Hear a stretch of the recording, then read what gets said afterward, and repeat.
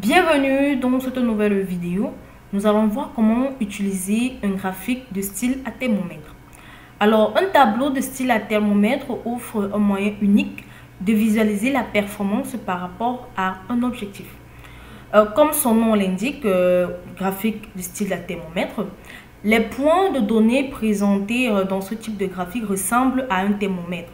Donc, chaque valeur de performance, je vais vous montrer une, ressemble simplement à un thermomètre. Chaque valeur de performance de sa cible correspondante sont empilées les uns sur les autres, donnant une apparence similaire à celle du mercure dans un thermomètre.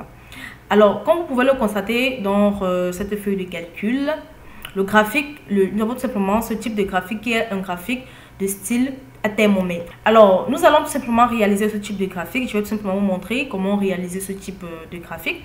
Alors, pour commencer, je vais tout simplement avoir cette base de données qui a tout simplement les 12 mois de l'année et j'ai les revenus et j'ai les cibles.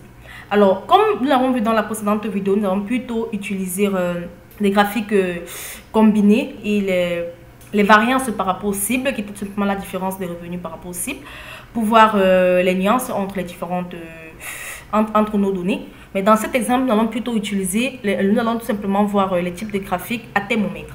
Alors, nous avons tout simplement cette boîte de dialogue, nous avons les revenus et nous avons les cibles, c'est-à-dire que les valeurs que nous voulons avoir pour chaque mois. Et là, nous avons les revenus que nous avons en réalité pour chaque mois. Donc, comme vous pouvez le constater, j'ai tout simplement formaté ces données. Donc, je l'ai formaté, vous allez constater, personnalisé. Voilà tout simplement le type de format que j'ai utilisé pour formater ces données avec un cas. Alors, nous allons commencer par créer un graphique à colonne ou encore pour nos données. Donc, pour cela, je vais tout simplement sélectionner ma base de données. Ensuite, l'onglet de l'insertion du ruban, graphique à colonne ou encore histogramme. Donc, voilà, je vais tout simplement sélectionner les graphiques à 2D. Et j'ai tout simplement mon graphique qui est tout simplement représenté par Excel.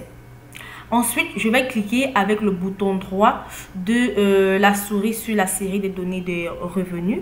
Donc, c'est tout simplement en vert. Je sélectionne la série de données de revenus. Je vais faire un clic droit. Et je vais tout simplement cliquer sur mettre en format de série de données. Et j'ai tout simplement la boîte de dialogue mettre mise en forme de série de données. Alors, je vais cocher le bouton radio axe secondaire et comme vous pouvez le constater, les revenus sont tout simplement, les cibles sont tout simplement placées au-dessus des revenus avec une autre couleur qui est tout simplement la couleur rouge. Alors, je vais tout simplement retenir sur le graphique puisque j'ai ce nouvel axe vertical qui est ajouté. Je vais le supprimer parce qu'il ne me sert à rien. Voilà, en quelque sorte, je vais également supprimer ces traits. Donc, voilà à quoi ressemble tout simplement mon graphique. Alors ensuite, je vais cliquer avec le bouton droit de la souris sur la série des cibles. Donc pour cela, je sélectionne uniquement les cibles. Alors après avoir sélectionné les cibles, je vais tout simplement effectuer un clic droit de la souris. Donc ne vous embrouillez pas. Hein. Donc lorsque vous sélectionnez les cibles, comme vous pouvez le constater, j'ai encore le trait qui est dessus, qui représente tout simplement les revenus. Donc je vais tout simplement changer les couleurs à la suite pour vous montrer en fait la différence entre les deux. Si je clique par exemple sur les revenus qui est en bleu, cela va tout simplement sélectionner les revenus sans sélectionner les cibles qui sont en rouge. Alors lorsque je clique plutôt sur les cibles, ça sélectionne tout. Voilà les cibles. Voilà, ensuite après avoir sélectionné, je vais tout simplement effectuer un clic droit et je vais cliquer sur mettre en forme les séries de données. J'ai la boîte de dialogue mettre en forme les séries de données. Ici c'est la supposition et enfin tout simplement ce que je vais faire c'est ajuster la valeur de la largeur d'écartement afin que la série cible soit légèrement plus grande que la série des revenus. Donc pour cela, ça serait tout simplement de 45 à 55. 45% au niveau de la largeur de l'intervalle. Ça serait 55%. Alors, lorsque j'ai terminé, je peux tout simplement revenir. Voilà, vous voyez que ça a beaucoup changé. Alors, je vais sélectionner tout simplement pour mes revenus. Et au niveau de la superposition, je vais par exemple mettre 0 et pourquoi pas 202. C'est un exemple. Hein. Donc 202, voilà, en quelque sorte, comment mes données sont représentées. Je vais maintenant aligner au niveau des couleurs. Je vais modifier tout simplement la couleur. Hein. Donc au niveau de la couleur, le remplissage qui est le bleu, je vais par exemple mettre une couleur sombre pour qu'elle soit plus voilà. Alors je vais également modifier la couleur au niveau des cibles. Après avoir sélectionné, je vais tout simplement aller au niveau du remplissage et là je vais sélectionner une couleur, hein. Donc voilà, en quelque sorte mes données sont beaucoup plus visibles. Voilà, je vais également modifier le formatage. Je veux qu'elle affiche des zéros autant. Donc je vais tout simplement aller au niveau des nombres. Et voilà, je vais afficher un type de formatage qui est déjà prédéfini.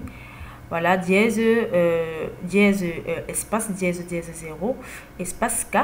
Voilà, comme vous pouvez le constater, les zéros disparaissent tout simplement. Donc voilà, et je peux tout simplement également afficher un titre à mon graphique, hein. Donc c'est par exemple les revenus. Je vais par exemple afficher un titre à mon graphique à thermomètre. Donc on va afficher revenus, on va mettre en gras, revenus des ventes, revenus, donc les revenus que contre les tendances, les performances de tendance à cible. Donc voilà, performance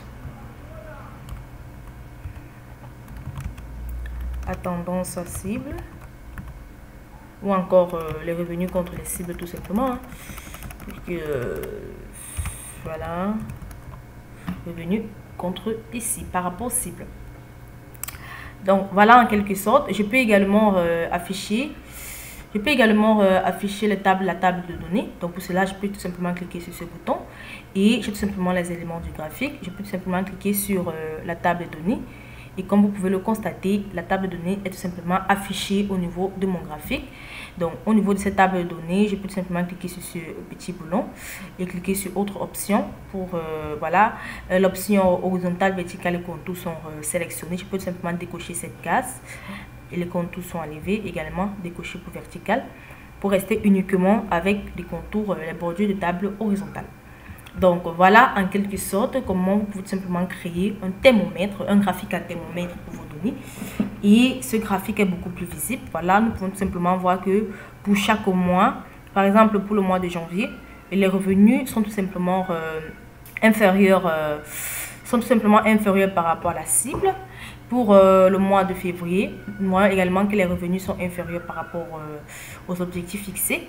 Également pour le mois de juin, de mars, également pour le mois d'avril, mais pour le mois de mai, nous pouvons constater que nous avons des revenus beaucoup plus supérieurs que les objectifs que nous avons fixés. Au mois de juin, cela redescend et cela augmente légèrement au mois de juillet, également au mois d'août et presque égal au mois de septembre. Et au mois d'octobre, les objectifs sont tout simplement inférieurs aux revenus.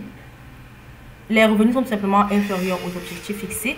Également pour le mois de novembre et enfin en décembre, nous allons tout simplement constater que les revenus sont inférieurs par rapport à nos objectifs ciblés. Donc voilà en quelque sorte comment représenter un graphique à thermomètre.